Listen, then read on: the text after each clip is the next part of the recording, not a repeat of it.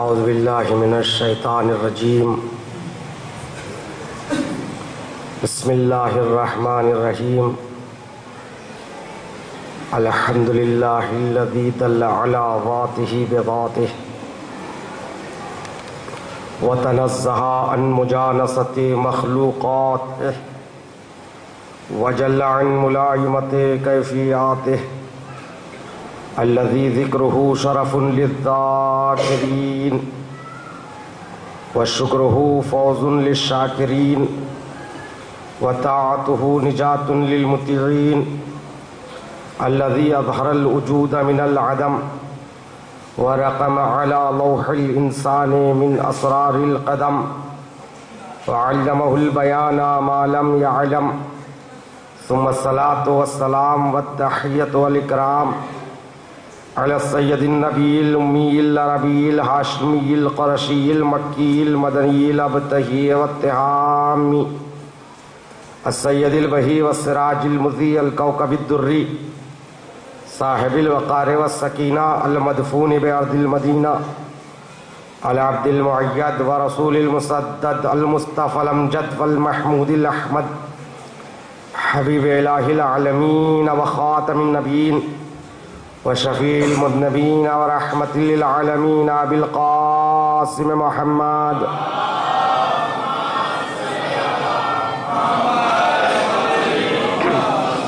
وآله الطيبين الطاهرين المعصومين المظلومين المنتخبين الصابرين الشاكرين واللعنة الدائمة على أعدائهم وغاصب حقوقهم ومنكر فضائلهم ومناقبهم ومصائبهم وعظمتهم وولایتهم اجمعین اما بعد فقد قال الله تعالى تبارک فی کتابه الکریم وهو اصدق القائلین قوله الحق بسم اللہ الرحمن الرحیم وجعلناهم ائمة يهدون بأمرنا وأوحينا إليهم فعل الخيرات وإقام الصلاة وإيتاء الزكاة وَقَانُوا لَنَا عَابِدِينَ صلوات پڑھے محمد وعلی محمد۔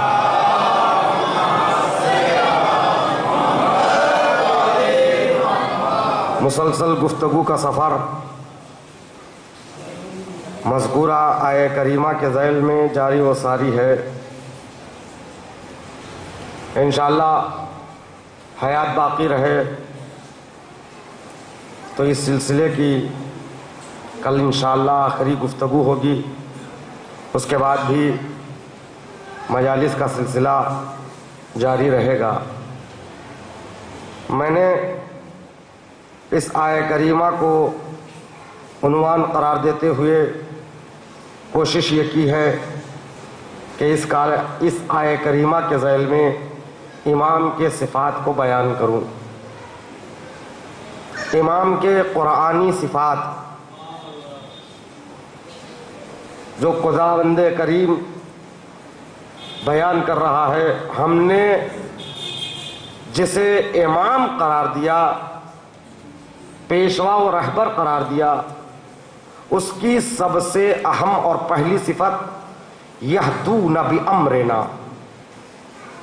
ہم جسے امام قرار دیتے ہیں وہ ہماری ہدایت سے،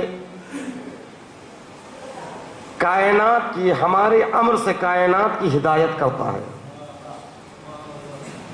میں نے گزشتہ مجلسوں میں عرض کیا، اگر کسی نے امام کی معرفت کو حاصل نہیں کیا تو گویا اسے معرفت خدا حاصل نہیں ہے۔ اگر خدا تک پہنچنا ہے تو امام تک آؤ، اس لیے کہ اللہ کا مکمل نظام اگر کسی کے پاس ہے تو وہ نظام امامت میں مستتر ہے۔ نظام الہی نظام امامت ہے۔ نظام امامت کیا ہے؟ نظام امامت یہ ہے کہ پروردگار عالم بشریت کی رہبری کے لیے دو چیزیں بنایا ہے، ایک راہ نما۔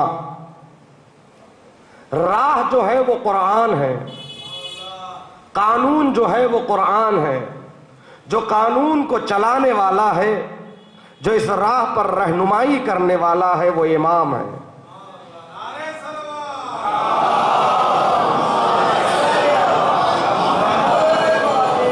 جو نظام امامت ہے وہی نظام قدرت ہے، یہی نظام ولایت ہے۔ عزیزان محترم، ولایت کائنات میں اگر کسی کی ہے تو اللہ کی ولایت ہے۔ ولایت یعنی سرپرستی، امامت یعنی رہبری۔ اگر انسان امام کی ولایت سے باہر نکل رہا ہے تو گویا وہ رسول کی ولایت سے خارج ہو رہا ہے، وہ خدا کی ولایت سے خارج ہوتا ہے، اور خدا کی ولایت سے باہر آنے والا آٹومیٹک وہ شیطان کی ولایت میں آ جاتا ہے۔ دو ہی ولایتیں کائنات میں ہیں، یا رحمان کی ولایت یا شیطان کی ولایت۔ رحمان کی ولایت سے نکلو گے تو خود بخود شیطان کی ولایت میں آ جاؤ گے۔ صلوات پڑھیں محمد وآل محمد۔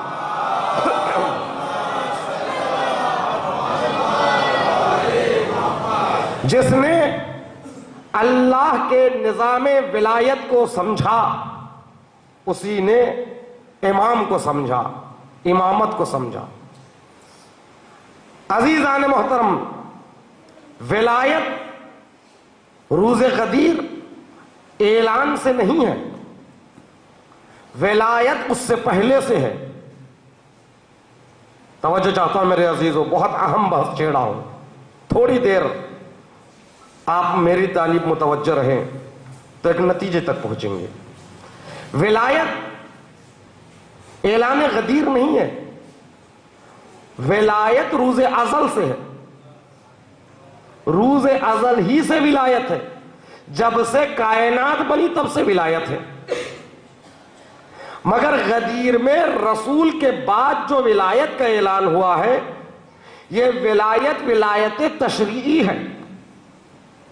ولایت تکوینی یعنی مقام کن فیکن، وہاں پر کسی کے بیعت کی ضرورت نہیں، کسی کے ماننے کی ضرورت نہیں، کوئی مانے نہ مانے تب بھی میرا مولا مولا ہے۔ مگر تشریعی ولایت یعنی شریعت میں حاکمیت، یعنی شریعت میں احکام یہ بیان کریں گے، شریعت میں احکام ان کے قول سے ہم تک پہنچیں گے، ان کے عمل سے ہم تک پہنچیں گے، ان کے کردار سے ہم تک پہنچیں گے، اس لیے شریعت میں بھی یہ مولا ہے۔ واقعہ غدیر صرف یہ نہیں ہے کہ اس دن رسول اسلام نے علی کا ہاتھ پکڑ کر یہ اعلان کیا، من کنت مولاہ فہذا علی مولا، میں جس کا مولا اس کے علی مولا۔ یہ اعلان تو رسول نے پہلے بھی کیا، یہ اعلان تو رسول نے بہت پہلے کیا۔ دعوت ذوالعشیرہ میں کیا کہا؟ یہی تو کہا، جو میرا ساتھ دے گا وہ میرا بھائی ہوگا، میرا خلیفہ ہوگا، میرا داماد ہوگا۔ 3 مرتبہ علی اٹھے، 3 مرتبہ رسول نے بٹھایا، تیسری مرتبہ جب کوئی نہیں اٹھا تو پھر علی کا ہاتھ تھام کر دعوت ذوالعشیرہ میں رسول نے یہ اعلان کر دیا، یہ میرا بھائی ہے، یہ میرا خلیفہ ہے۔ توجہ چاہتا ہوں میرے عزیزوں، یعنی ولایت علی کا اعلان، خلافت علی کا اعلان، رسول کے بعد امامت علی کا اعلان، گویا پر رسول اکرم نے دعوت ذوالعشیرہ ہی میں کر دیا ہے۔ پھر غدیر کو یہ اہمیت کیوں حاصل ہے؟ غدیر روز اعلان ولایت، میں کہتا ہوں روز اعلان ولایت تو دعوت ذوالعشیرہ بھی ہے، دعوت ذوالعشیرہ میں اعلان ہو گیا۔ پھر غدیر کو اہمیت کیوں حاصل ہے؟ توجہ چاہتا ہوں میرے عزیزوں، اگر دین حقیقی کو سمجھنا ہے، دین حقیقی کے 4 پوائنٹ ہیں، 4 مرکزی نقطے ہیں. جنہوں نے دین میں ان 4 مرکزی نقطے کو سمجھ لیا تو اس نے دین کو سمجھ لیا. پہلا نقطہ دین کا، روز بعثت، جس دن سے قرآن کے نزول کا آغاز ہوا. افسوس کا مقام ہے ہم لوگ 27 رجب کی شام کو شب معراج تو منا لیتے ہیں، مگر روز بعثت 27 رجب کے صبح کو جس شان سے منانا چاہیے اس شان سے نہیں مناتے. شب معراج یعنی رسول اپنے جسم کے ہمراہ آسمان پر گئے، لیکن کمال ان کا یہاں سے وہاں جانا نہیں، وہاں سے یہاں آنا کمال تھا. نورانی مخلوقات ان کا وہاں سے یہاں آنا کمال ہے. لیکن روز بعثت سب سے اہم اس لیے ہے کہ پروردگار عالم کا قانون، جس قانون کا سرچشمہ قرآن مجید ہے، قرآن مجید کا نزول 27 رجب سے ہوتا ہے. یعنی رسول کو رسالت کی ذمہ داری 27 رجب سے ملتی ہے. یہاں سے ہے آغاز شریعت، شریعت محمدی کا آغاز روز بعثت. سورہ علق کی 5 آیتیں نازل ہوتی ہے غار حرا میں. یہ اسلام کا پہلا پوائنٹ ہے، یہ پہلا نقطہ ہے. یہاں سے آغاز ہے، یہاں سے رسالت کا آغاز، یہاں سے قرآن کا نزول. یہ ہے آغاز اسلام، یعنی آغاز شریعت. اسلام تو پہلے سے ہے، مگر آغاز شریعت محمدی روز بعثت اب یہ اس دن سے آغاز ہوتا ہے دین اور اسلام شریعت کا، اور یہ آغاز مکمل ہوتا ہے غدیر میں. توجہ چاہتا ہوں، صلوات پڑھیں محمد والے محمد.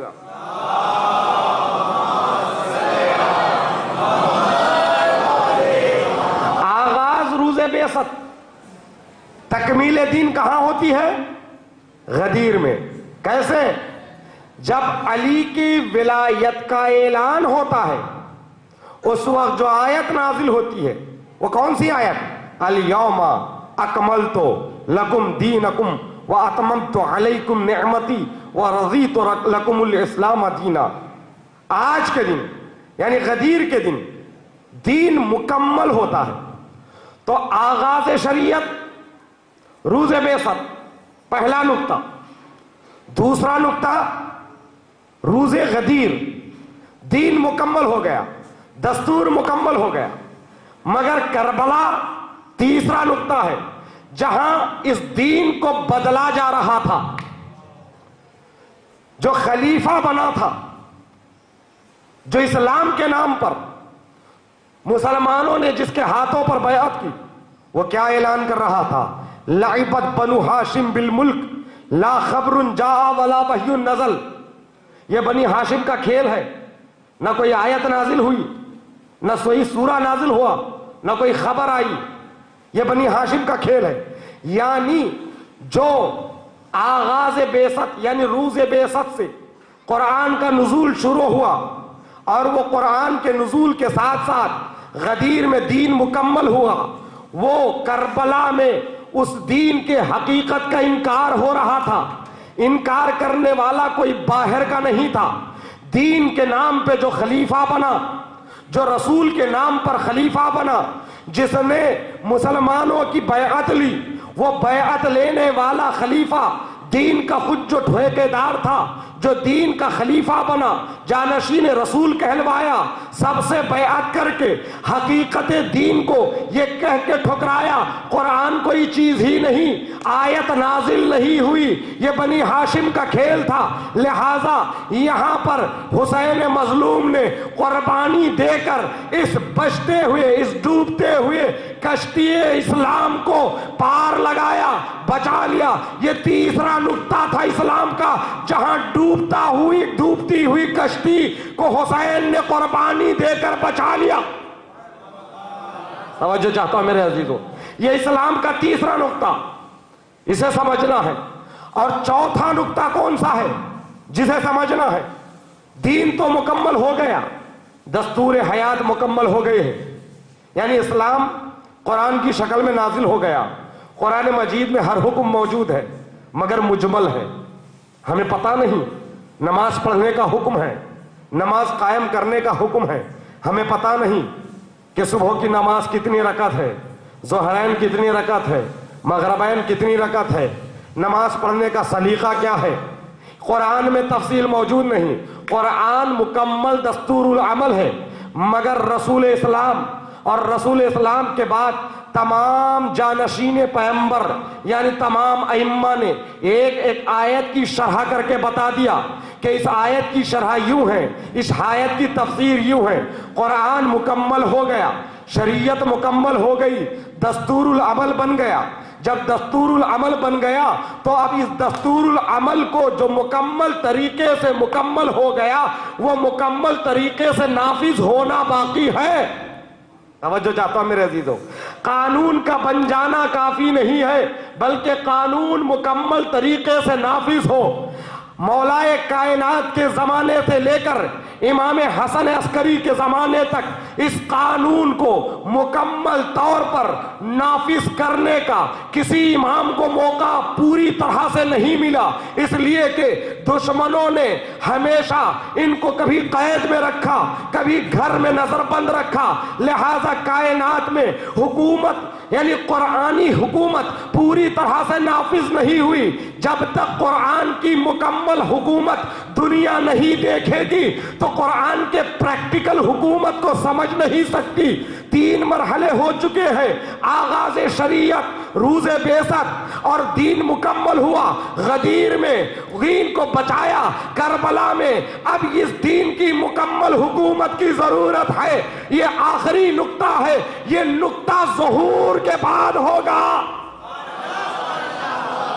جب امام کا ظہور ہوگا تو قرآن کی مکمل حکومت ہوگی.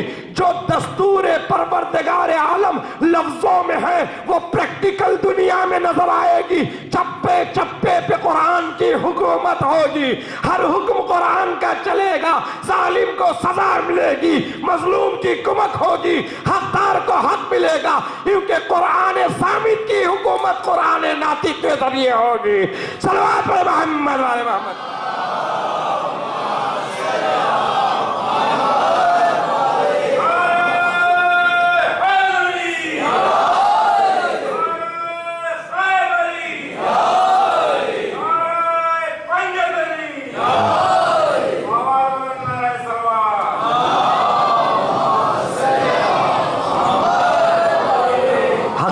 شریعت کو سمجھنے کے لیے دین کے ان 4 مرکزی پوائنٹس کو، مرکزی نقطے کو سمجھنا ضروری ہے. اور خصوصی طور پر یہ 2 پوائنٹ سمجھنا ضروری ہے، غدیر اور کربلا. یہ 2 بہت اہم ہیں. میں نے سوال اٹھایا تھا، جواب نہیں دیا، اب دوں گا. سوال یہ ہے، غدیر کی اتنی فضیلت کیوں ہے؟ اعلان ولایت تو پہلے بھی کرتے رہے، کئی مرتبہ کہا یہ میرے مولا ہے، یہ میرے بعد امت کے خلیفہ ہے، امت کے امام ہے. کون سی نئی بات ہو گئی؟ توجہ چاہتا ہوں میرے عزیز. رسول اسلام پوری زندگی علی کی خلافت کا اعلان تو کرتے رہے، مگر ایک دستور العمل کے طور پر لوگوں سے بیعت لی تو غدیر میں لی. غدیر کی اہمیت بیعت کی بنا پر ہے. ہر ایک کو مجبور کیا بیعت لینے پر، علی کے ہاتھوں پر بیعت کرو.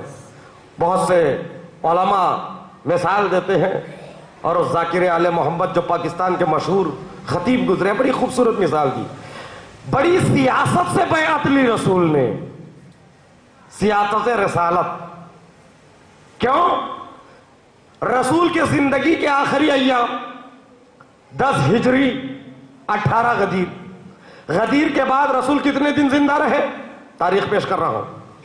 غدیر کے بعد رسول کتنے دن زندہ رہے؟ 18 غدیر یعنی 18 ذی الحجہ سے 18 محرم 1 مہینہ، 18 صفر 2 مہینے، 28 صفر 8 دن، یعنی واقع غدیر کے بعد رسول اسلام صرف 2 مہینہ 8 دن زندہ رہے.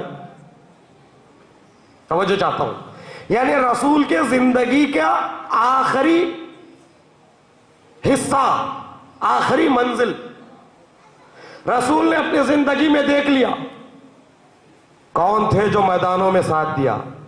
وہ کون ہے جو میدانوں سے بھاگ کھڑے ہوئے؟ مگر یہ غدیر کا میدان بہت اہم ہے. جو نہیں گئے ان کو بھی رکنا ہے، جو بھاگتے تھے ان کو بھی رکنا ہے. کس سیاست سے کام لیا؟ عزیزان محترم، اگر میں 4 گھنٹے کی یہاں پر تقریر کروں تو آہستہ آہستہ اٹھ کر جانا شروع ہو جائیں گے. ایک ایک اٹھے گا اور گھر کی طرف چل نکلے گا. مگر فرض کیجئے جیسے میں یورپ وغیرہ میں رشیا بھی گیا، وہاں پر جتنے لوگ آتے ہیں ہر ایک کی اپنی گاڑی ہوتی ہے، اپنی کار ہوتی ہے.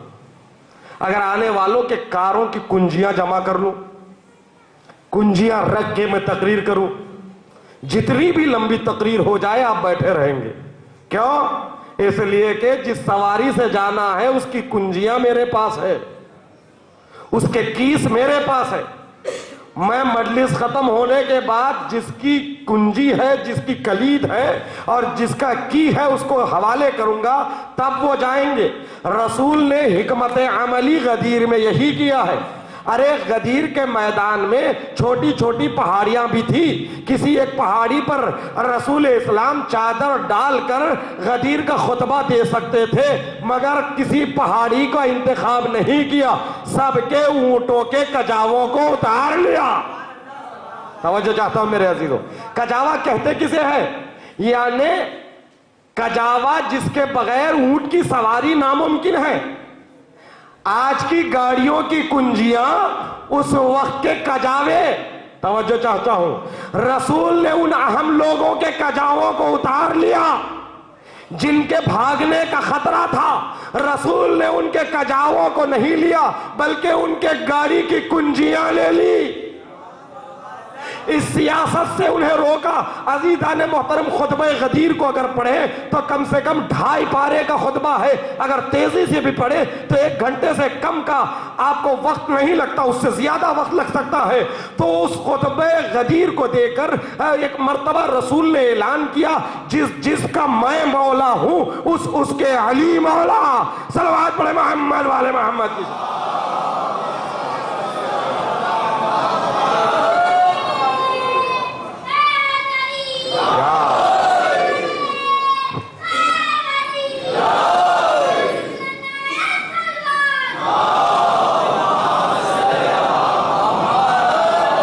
غدیر 1 دن نہیں، غدیر 3 دن ہے. اس لیے کہ 3 دن تک بیعت کا حکم ہے. میری عادت ہے لفظوں کی وضاحت کرنا. میرے کمسن اور ہمسن بھائی تشریف فرما ہے تو لفظ بیعت کو واضح کر دوں. مولانا تشریف فرما ہے، ان سے معذرت کے ساتھ. بیعت بے سے ہے. بے یعنی بیچنا، بے یعنی بیچنا، بیعت یعنی بیچنا. یعنی مطلب کیا ہے؟ آپ نے بارہا لفظ بیعت کو سنا، کبھی اس کی توضیح، کبھی اس کی شرح آپ نے سنی ہے. بیعت کسے کہتے؟ بیعت بے سے ہے. بے بیچنا یعنی انسان اپنے آپ کو بیچ دے، یہ ہے بیعت. مثال کے طور پر میں بازار میں دکاندار کے پاس گیا، میں نے پیسہ دیا اور ایک قلم خرید لیا یا کوئی چیز خرید لی. تو اب یہ اس نے اس چیز کو بیچ دیا. اب یہ اس کا نہیں ہے جس نے بیچا. توجہ چاہتا ہوں میرے عزیزوں، جس نے بیچ دیا وہ اس کا مالک نہیں ہے. میں نے خرید لیا، میں مالک ہوں. جہاں وہ چاہے گا وہاں پر یہ پین استعمال نہیں ہوگا، جہاں میں چاہوں گا وہاں لکھوں گا. توجہ چاہتا ہوں میرے عزیزوں، اب اس کے ہاتھ میں نہیں ہے اس کی ملکیت، اب یہ میرے ہاتھوں میں ہے. بیعت کا معنی کیا ہے؟ میں نے اپنے آپ کو مولا کے حوالے کر دیا، مولا کے سپرد کر دیا، اب میں میرا نہیں ہوں، اب میں میرا نہیں ہوں، میں جس کے ہاتھ بک گیا میں اس کا ہوں، بیعت کیا میرے مولا کے ہاتھوں پر، میں مولا کا ہو گیا، جہاں مولا بولیں گے وہاں آگے بڑھنا پڑے گا، جہاں روک دے وہاں رک جانا پڑے گا، اب میری مرضی نہیں مولا کی مرضی چلے گی، جہاں مولا کی مرضی وہاں میری مرضی۔ صلوات پڑھے محمد وعلى محمد کی۔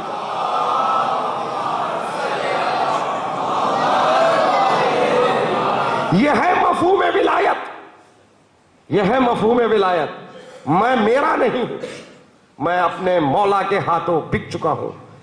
البتہ اردو میں بک جانے کے معنی ذرا اچھا نہیں لگتا ہے، وہ بک گیا فلاں کے ہاتھ، لیکن یہاں پہ وہ نہیں ہے۔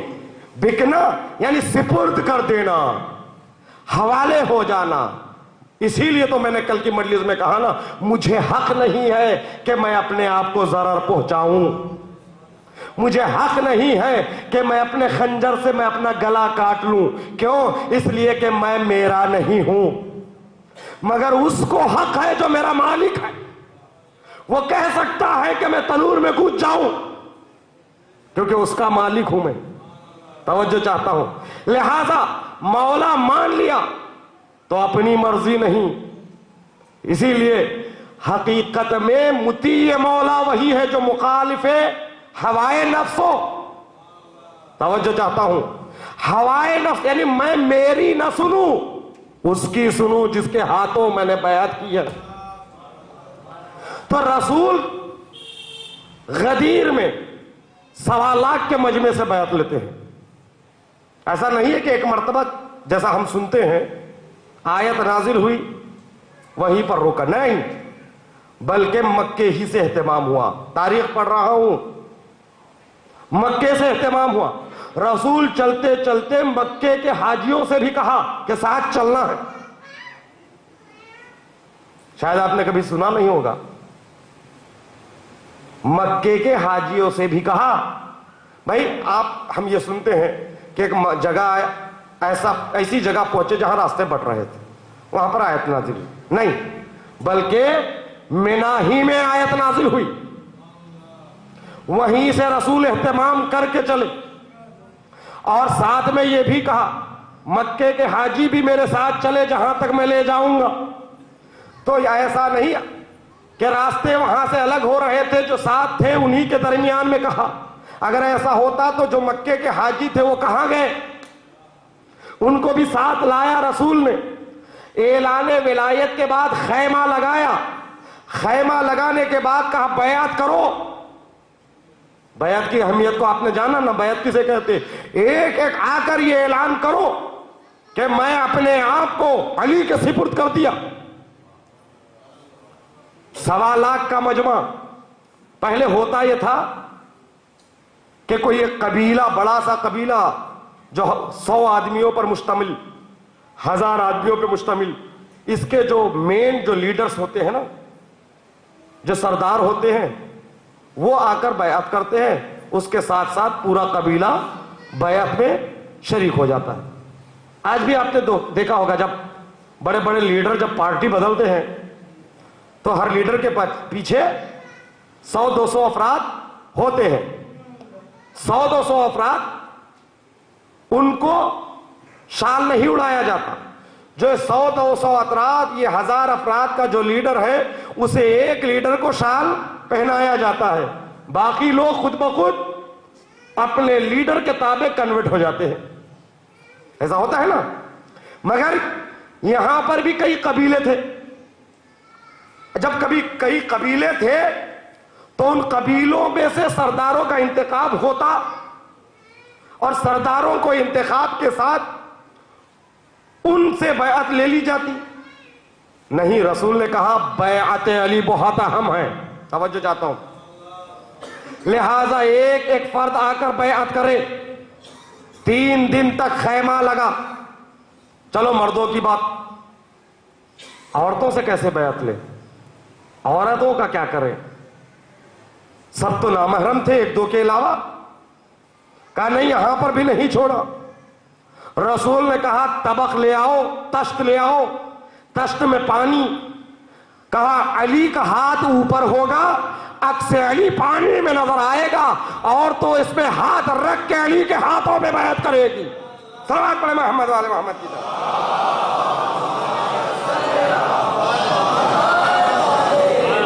اتنا اہتمام ہوتا ہے بیعت علی کا. غدیر اس لیے اہم ہے کہ روز بیعت ہے. ایک ایک سے صرف اعلان ولایت نہیں, ولایت کا تو اعلان ہوا بھی, اسی ولایت کے ساتھ بیعت بھی لی گئی. مجھے یہاں پر ایک جملہ مقام معظم رہبری آیت اللہ العظمی آغا خامنئی کا یاد آ رہا ہے. اسی جملے پر میں اپنی بات کو ختم کر دوں گا. غدیر اور کربلا میں کیا فرق ہے؟ بات یہی تو شروع ہوئی نا. یہ غدیر, یہ کربلا, دونوں میں فرق, میں بات کو وہیں پر ختم کر دوں گا. دیکھیے غدیر اور کربلا, آیت اللہ خامنئی فرماتے ہیں کربلا اور غدیر میں فرق یہ ہے کہ غدیر عوام کی کربلا ہے.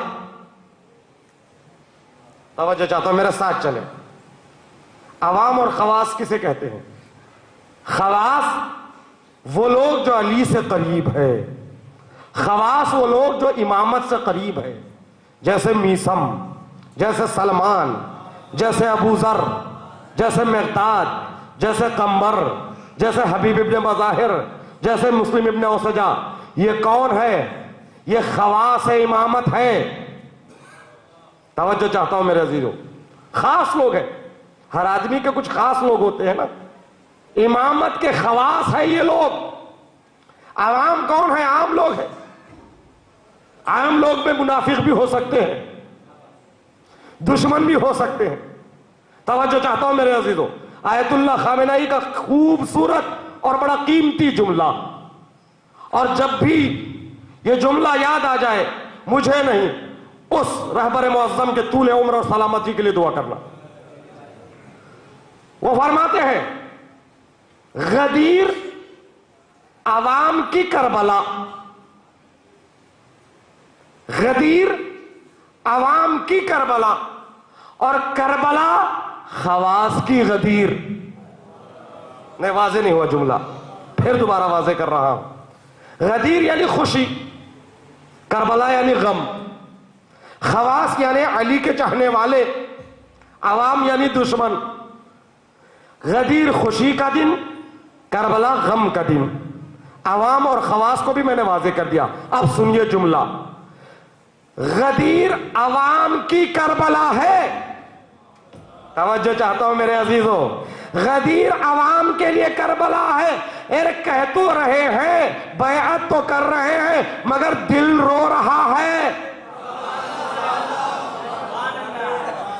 دل رو رہا ہے. بیعت تو ہو رہی ہے, دل میں بڑے ارمان سجا کر رکھا تھا, مگر آج رسول نے علی کے ہاتھوں پر ان کی بیعت کروا کے رہتی دنیا تک نظام ولایت اور امامت کو قائم کر کے ان کے ارمانوں پر پانی پھیر دیا. اسی لیے ان کے لیے عید نہیں ہے. توجہ چاہتا ہوں میرے عزیزوں, غدیر جو ہے نا عوام کے لیے کربلا ہے, عوام کے لیے کربلا ہے, عوام کے لیے کربلا ہے, مگر کربلا جو ہے نا خواص کے لیے غدیر ہے. اس لیے کہ کربلا میں جو خواص ہے, مسلم ہے, حبیب ہے, زہیر ہے, یہ کون ہے؟ یہ شب عاشور مسکرا رہے ہیں, ایک دوسرے سے مذاق کر رہے ہیں. کسی نے کہا اے تمہیں شرم نہیں آتی, آج مذاق کر رہے ہو؟ تو بڑھ کے کہا کہ میری قوم گواہ ہے, آج تک میں کسی سے مذاق نہیں کیا ہوں, اس لیے آج میں مسکرا رہا ہوں. کل مجھے میرے مولا کے قدموں میں جان کو نچھاور کرنا ہے, اس سے بڑی سعادت نہیں ہوگی. تو کہنے دیجئے غدیر اور کربلا میں فرق یہی ہے کہ غدیر عوام کی کربلا ہے اور کربلا خواص کی غدیر.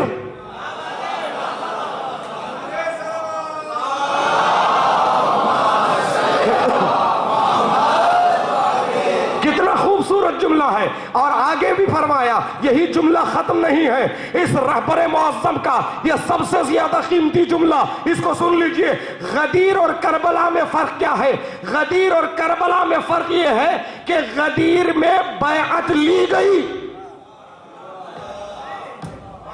غدیر میں ایک 1.25 افراد میں سے ایک سے کہا بیعت کرو. غدیر میں بیعت لی گئی, پھر بھی جفا ہوا. توجہ چاہتا ہوں میرے عزیزوں, بعد غدیر کیا ہوا؟ حالات آپ کے سامنے ہیں. غدیر میں بیعت لی گئی, پھر بھی جفا ہوا, اور کربلا میں بیعت کو اٹھا لیا گیا. کربلا میں بیعت کو اٹھا لیا گیا, پھر بھی وفا ہوا.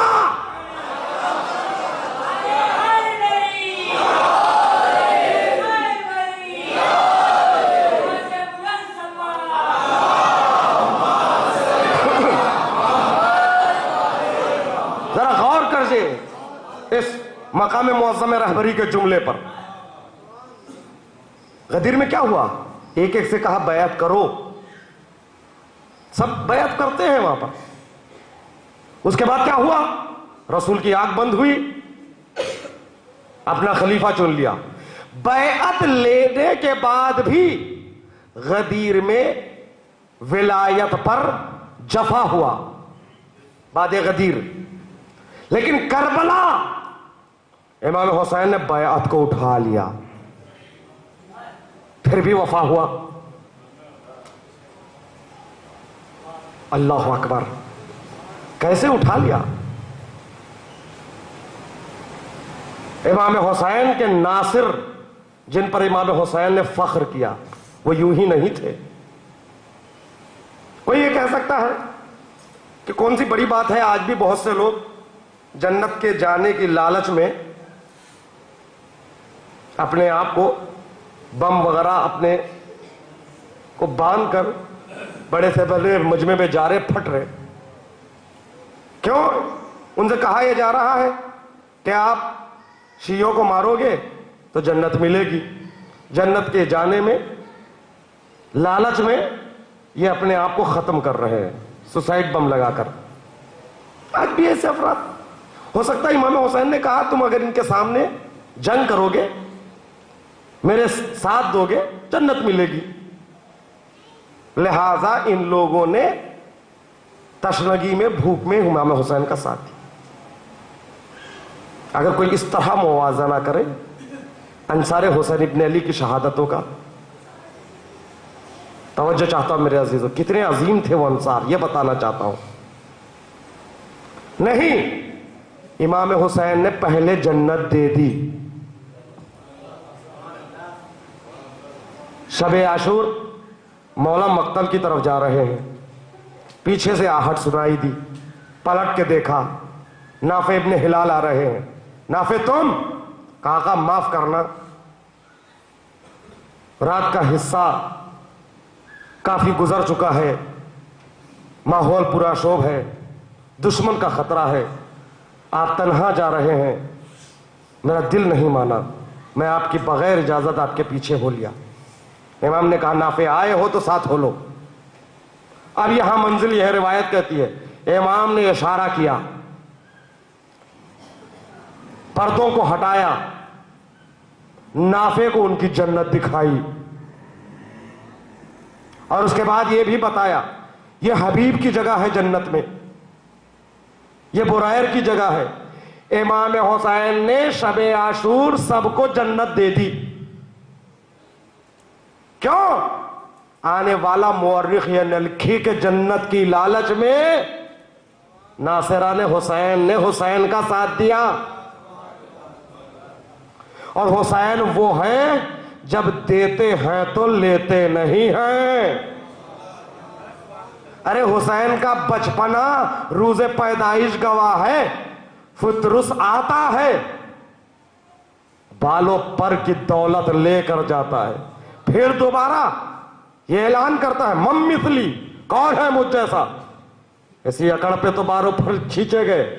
یہ بھی تو سنو کیا کہہ رہا ہوں, انا عتیق الحسین, میں حسین کا آزاد کردہ ہوں. حسین جسے دیتے ہیں پھر لیتے نہیں. حسین نے شب عاشور جنتیں دے دی. اگر توجہ چاہتا ہوں میرے عزیزو، بہت اہم جملہ، بہت اہم بات کر رہا ہوں.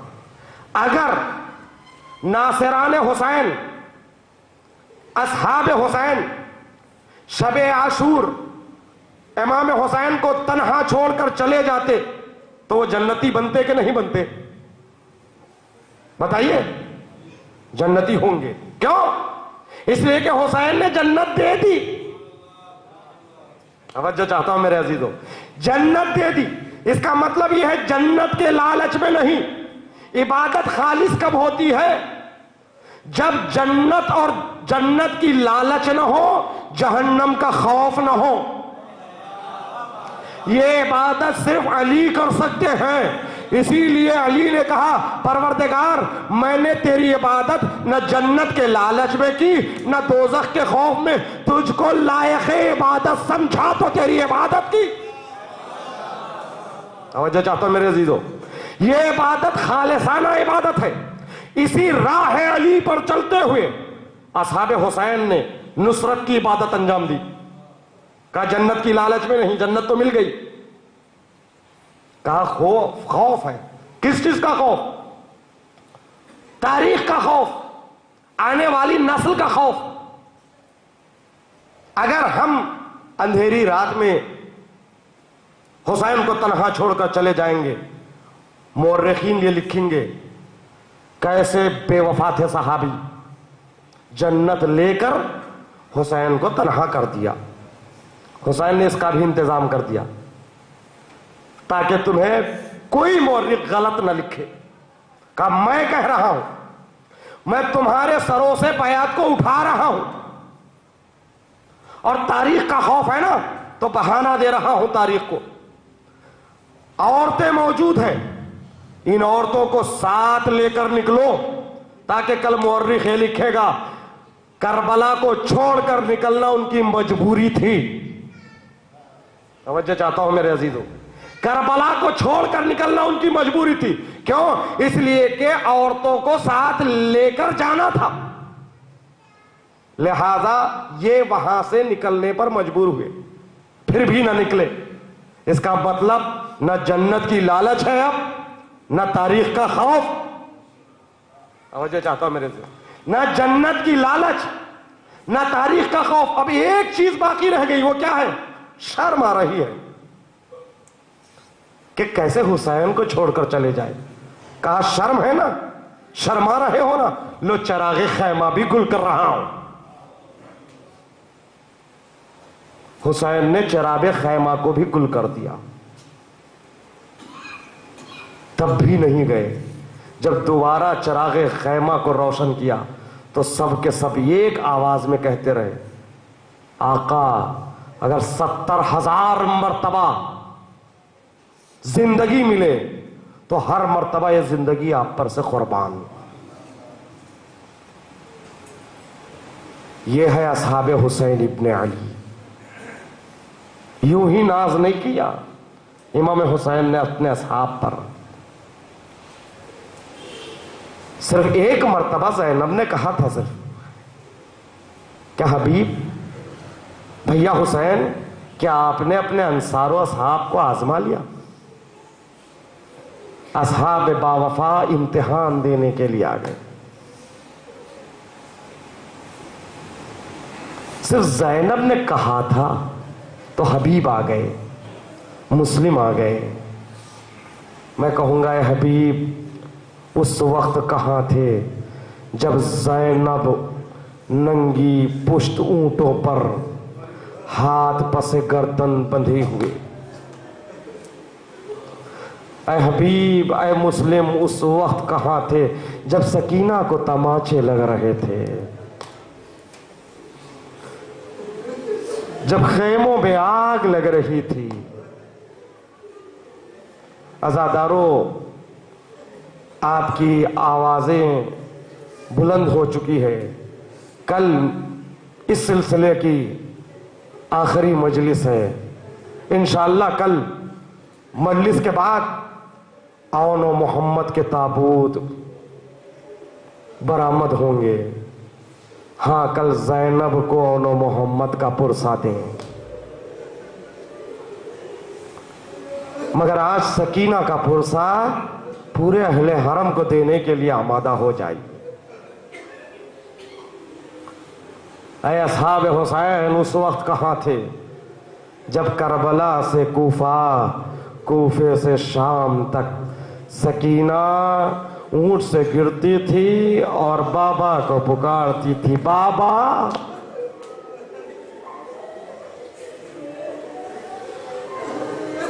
अज़ादारों, ये अय्याम, ये रातें अहले हरम कैद शाम में हैं। अहले हरम कैद यजीद में है। ज़ैनब बैठकर नमाज़े शब पढ़ रही है। सैयदे सज्जाद ने पूछा, फूफी अम्मा बैठकर नमाज़े शब क्यों पढ़ रही हो? बेटा, यजीद के जानिब से इतना कम मिक़दार में खाना और पानी आता है, बच्चों में तक़सीम कर देती हो, खुद भूखी और प्यासी रह जाती हूँ। जिस्म में इतनी ताकत नहीं है कि खड़े होकर नमाज पढ़ सकूं। साहिबान औलाद है। परवरदिगार, औलाद हुसैन इब्ने अली के तुफैल में मेरी माँ बहनों की गोदियों को आबाद रखना। परवरदिगार, अज़ाए हुसैन के साये में हमारी औलाद को परवान चढ़ा। राहे सकीना, राहे औनो मोहम्मद पर चलते रहने की तौफीक अता फरमा। हाय आज़ादारो, हुसैन की बेटी जाते जाते हुसैन ने जिसके लिए वसीयत की, दो वसीयतें अहम थी इमाम हुसैन ने जो ज़ैनब से की। एक वसीयत यह है कि बहन ज़ैनब नमाज़े शब में मुझे फरामोश न करना। दूसरी वसीयत, बहन ज़ैनब मेरे बेटी सकीना का ख्याल रखना। करबला से कूफा, कूफे से शाम, शाम का कैद खाना है, सकीना है। अल्लाह अकबर। आप जानते हैं अहले हरम को रिहाई क्यों मिली? क्या यजीद का दिल नरम हो गया था? यजीद अपने किए पर पेशेमान हो गया? शाम में अहले हरम को जो रिहाई मिली उसका सबब है सकीना की शहादत। इसलिए कि शहादत सकीना से शाम में कोहराम मच गया, इनकलाब आने लगा, जिसकी वजह से यजीद घबरा गया। मगर जानते हैं ये इनकलाब कैसे आया? अज़ादारो, सकीना क़ैद शाम में सुबह के वक्त उड़ते हुए परिंदों को देखती। रोइए अज़ादारो, चंद जुमले पुरसा दीजिए, भरे घर को सकीना का पुरसा दो। अय्याम शहादत सकीना है ना, सकीना की वजह से कोई खुल के न रो सका, मगर शहादत सकीना के बाद ज़ैनब भी ने भी रोया, सज्जाद भी रोए। इसलिए कि जिसके जिंदा रहने की बिना पर ज़ब्त गिरिया कर रहे थे वो सकीना नहीं रही। अल्लाह अकबर। ज़ैनब रो न सकी, सैयद सज्जाद रो न सके, इसलिए कि सकीना है। सुबह उड़ते हुए परिंदों को देखती, शाम लौटते हुए परिंदों को देखती और फूफी ज़ैनब से चिमट जाती और हसरत भरी नजर फूफी के चेहरे पे डाल के पूछती, फूफी अम्मा ये परिंदे कहाँ जाते हैं? शाम होते हुए ये कहाँ लौटते हैं? ज़ैनब कहती थी, बेटी ये सुबह आशियानों से निकलते हैं, शाम होते होते अपने आशियानों को लौट जाते हैं। तो सकीना पूछती थी, फूफी अम्मा हम वतन कब जाएंगे?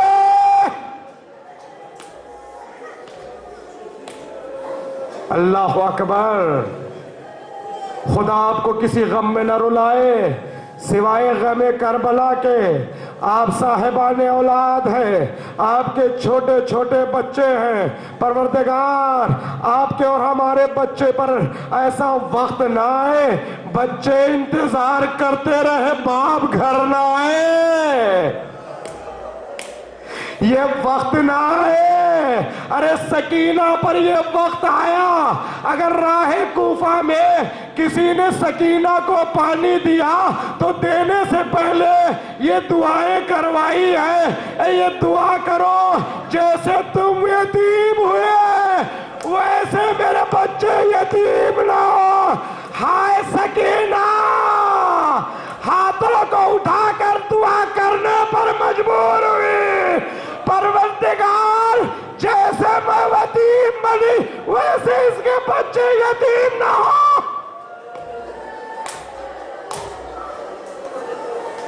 اللہ اکبر۔ پرسہ دیجئے آزادارو، ہاں آزادارو، سکینہ سے انقلاب کیسے آیا؟ سکینہ زندہ شام کے سلاخوں کے پیچھے بیٹھ جاتی تھی۔ آپ نے آج تک یہی سنا نا، فرش عزا جو بچھتی ہے نا، یہ فرش عزا کی بانی جو ہے نا زینب ہے۔ زینب نے پہلے فرش عزا یزید کے گھر میں بچھائی ہے۔ ہاں عزیزہ محترم، ہاں آزادارو، یہ سچ ہے کہ مجلس کی بانی زینب ہے۔ ہاں رسمی طور پر جو فرش عزا بچھی وہ زینب نے بچھایا، مگر پہلی جو مجلس جو ہوئی ہے وہ سکینہ ذاکرہ بنی۔ سکینہ نے مجلس کی بنا رکھی۔ کیسے؟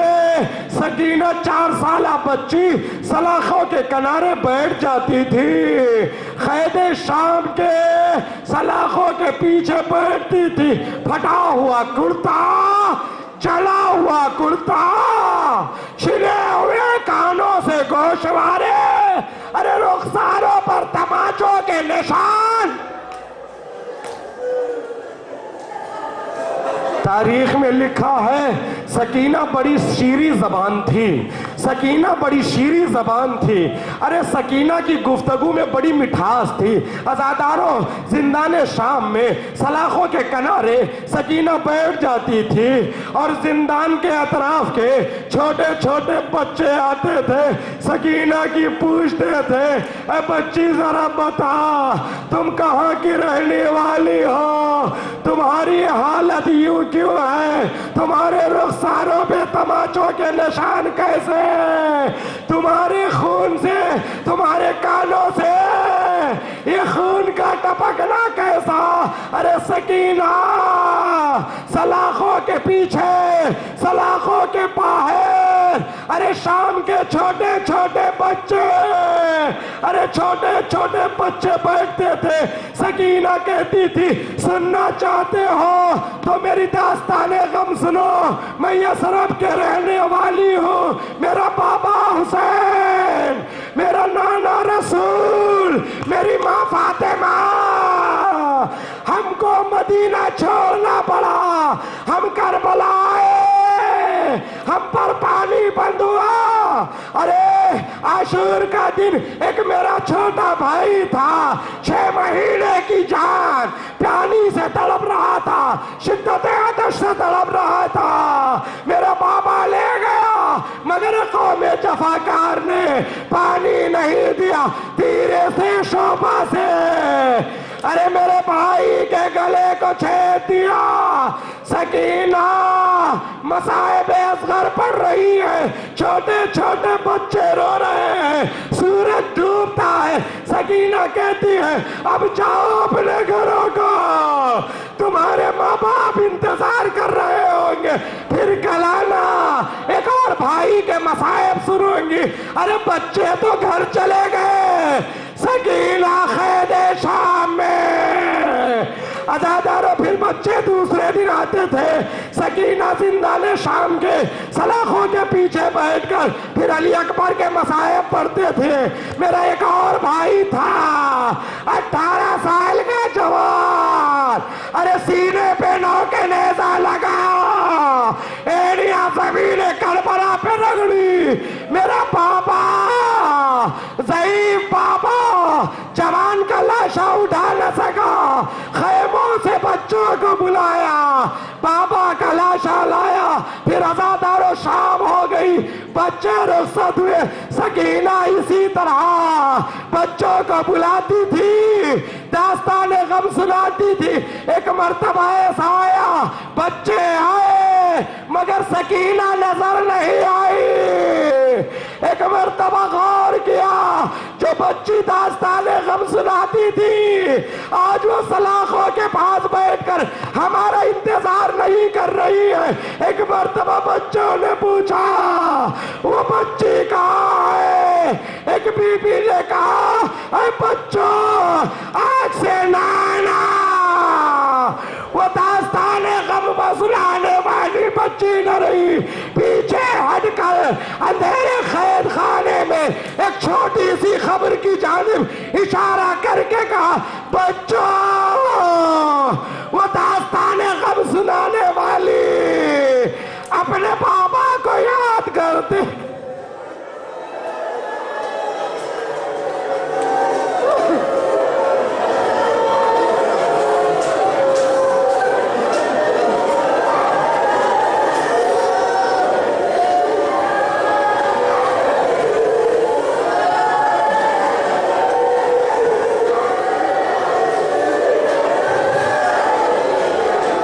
ربنا تقبل منا انك انت العزيز، الا لعنة الله على قوم الظالمين، ماتم حسین۔